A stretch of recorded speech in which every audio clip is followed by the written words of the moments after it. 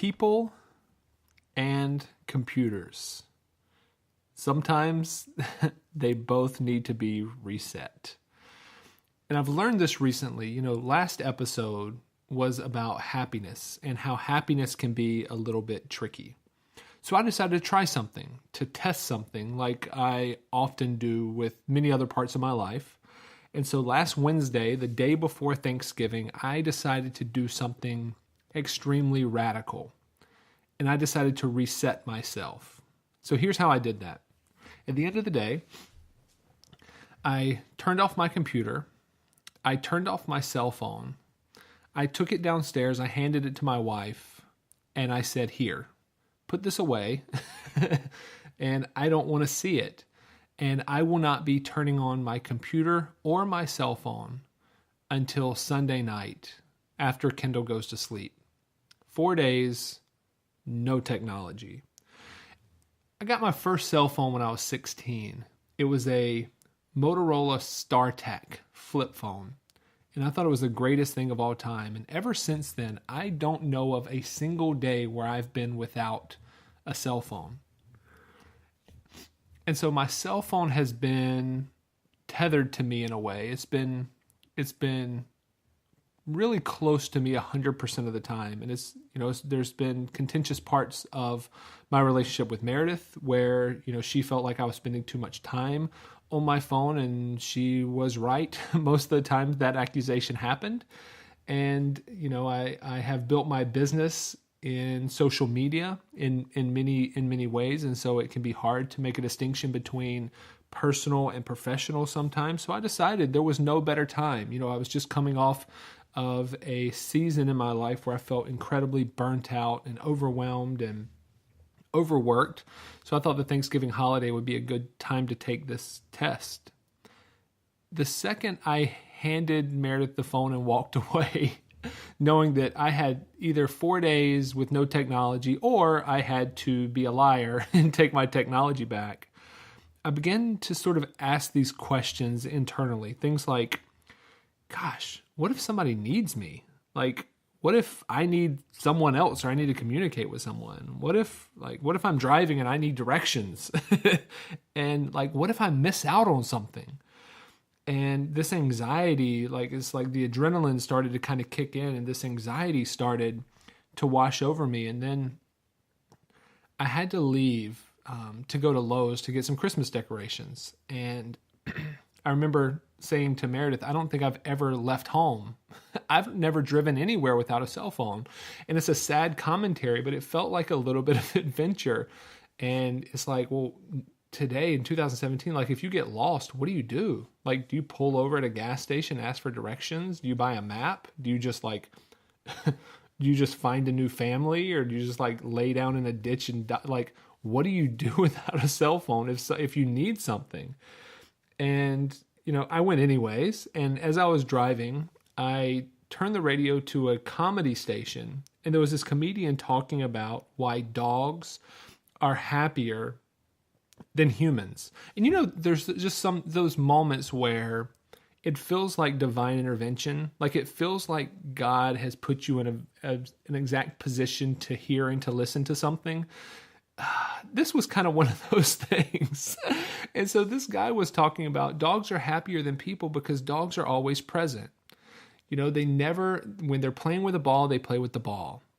When they're going on a walk, they go on a walk. And they're always super excited about the thing that they're doing. If they're eating their dog food, it is the best meal they've ever had because it's the only one they're paying attention to. They're not comparing it to last week's kibble or the thing that they may get 2 days from now. They're enjoying that meal in that moment.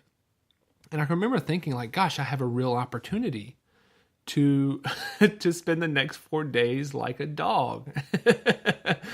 And that's really what I tried to do. I tried to show up and be present and be in the moment 100% of the time.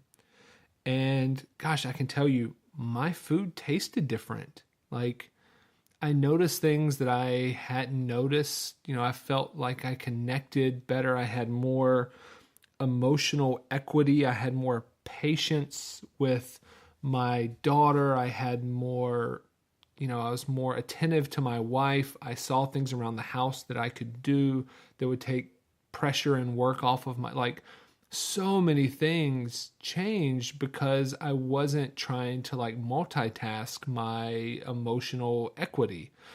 And one thing that I know for sure is that multitasking is a myth. It doesn't exist because our brains don't work that way.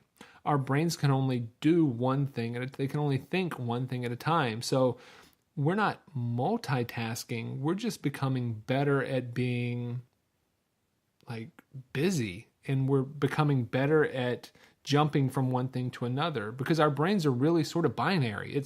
It's on or off. And so we go to one thing. We're not thinking about two things at a time. We're switching back and forth.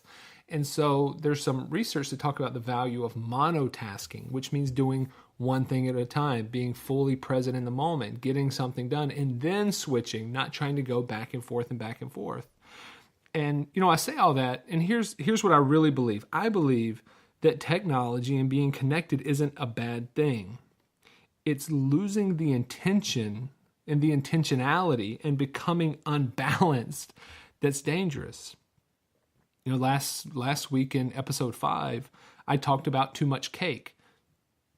And I think technology is like that. It's like cake. It's a good thing. It's an amazing thing. And it enriches our experience, and it's fun and it's enjoyable until we have too much of it. And when you have too much cake, you throw up. And I'm actually sitting here as I'm recording, and I'm reading out of my journal. So when I started this podcast, I don't think I've shared this yet. When I started this podcast, I started by journaling. And so I'll journal in my moleskin notebook. I'll take one page per day. On the right side and on the left side of the page, on the inside of the page, I'll make notes about what I could share. And those oftentimes end up being my podcast episodes. And so one of the things that I wrote that really struck me and that really hit me pretty hard was this, that technology is a tool, not a tether. So what I meant by that when I wrote it is technology is kind of like a hammer, right? When someone needs a hammer, they don't actually need the hammer. They need the hammer to leverage their strength so that they can do what they're there to do, which is drive a nail into a piece of wood. And not even that is the real purpose. The purpose is to make the nail hold together a piece of wood to another piece of wood that's holding together another piece of wood to another piece of wood that's holding together 5 more pieces of wood that's holding together another whole section of wood that's nailed together, that's sitting on a foundation that ultimately the purpose is the finished product, which is the house. And so often we don't use technology like that. We don't use technology as a means to an end. We use it as the end, as escapism, or as distraction, or as a way to as a way to keep ourselves from doing what we know we need to do. And I only say that because of how often it is true, and it has been true for me. And technology should be a tool. It shouldn't be a tether. And I looked up what the definition of tether was and thought this was really interesting. It says that a tether is a rope, chain, or the like by which an animal is fastened to a fixed object so as to limit its range of movement.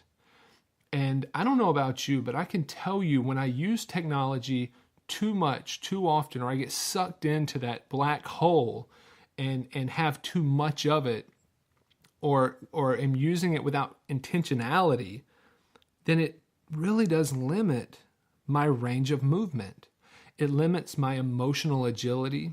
It limits where my attention should be. It limits where my focus, my affection, my will, it limits the places where I want to be, and it tethers me to something that I know isn't my legacy. I know it's not my purpose.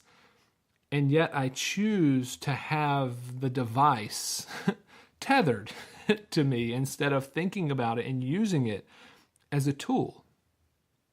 You know, I was talking to a friend a week or two ago, and they were sharing with me that they have a parent that has a dysfunction with their adrenaline, and this has been a recent sort of issue for their family.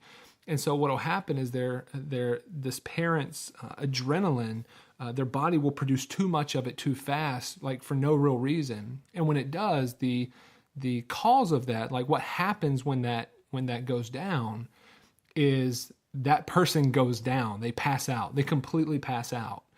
And it got me thinking, like, adrenaline is incredibly important. It's a necessary part of who we are. It's the thing that has kept our species around for as long as we've been around. There's very few hormones that are as important as adrenaline. That's the thing that keeps us from having accidents. That's the thing that helps us to get away. That's the thing that incites the fight or flight response that's so necessary for our survival. And when we have too much of it, it ends up making us pass out. And so I think that technology can be the same in that it may not make us pass out, but what it does is it causes us to pass on our purpose. And it causes us to lose sight of why we're here, what our purpose is. And that's something that I absolutely do not want to do. And so over the 4 days of no technology, I became a version of myself that I really liked. I felt more at peace. I felt less stressed. I felt more attentive. I felt like I was a better father. I felt like I was a better dad to Kendall. I felt like I was a better husband to Meredith. I felt like I was a better, more centered human being.